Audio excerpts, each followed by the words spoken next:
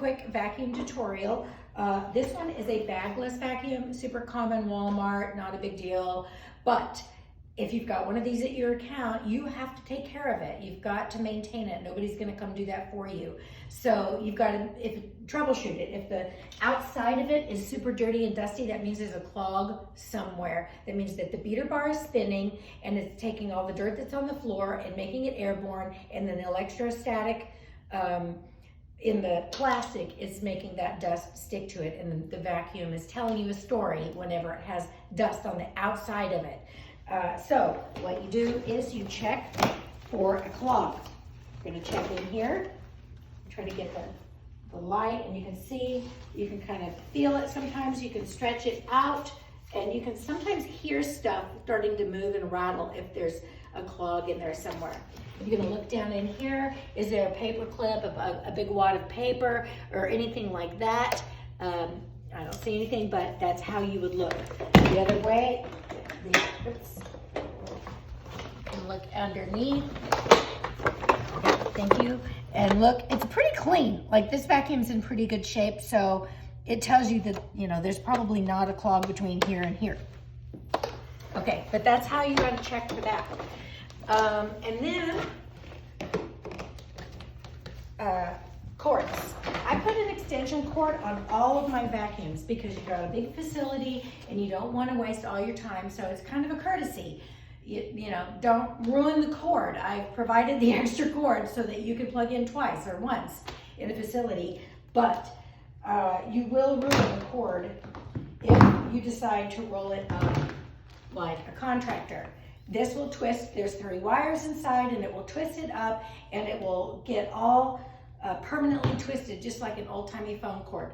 So you have to lasso it. So I tell everybody, don't do this unless you're gonna take this vacuum and put it in your trunk. That's gonna keep it nice and tight and tidy if you're traveling. But if you're not traveling or moving this vacuum anywhere and you're just sticking it in the closet, don't bother. You're just going to, excuse me, I don't want to see behind me. You're gonna lasso it. And as you lasso it, if it starts to twist up, then you're going to take your fingers and make sure that that cord rolls so that it's a nice, I mean, you can see it's already starting to twist. So you gotta undo that.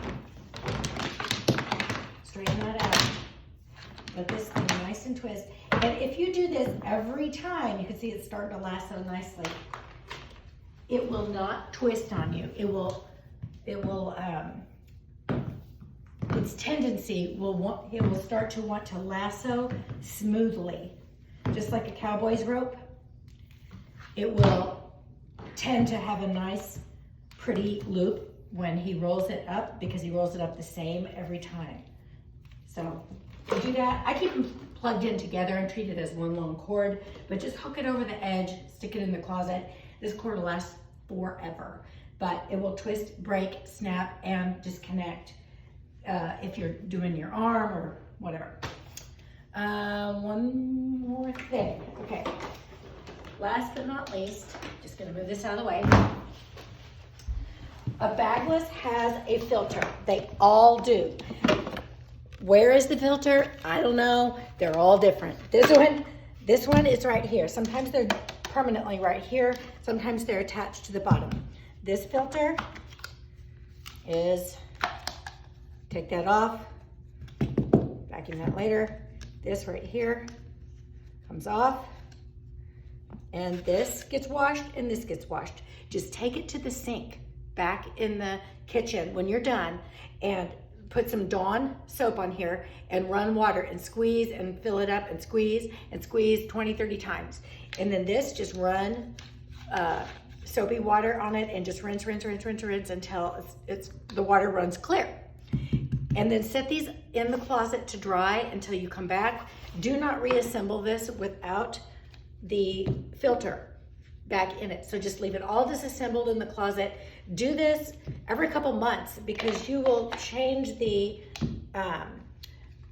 ability of the vacuum to, it will shut down and stop sucking if the filter is clogged. This one was clogged the other day. I came in here and just physically pulled, this was full, pulled everything out of it.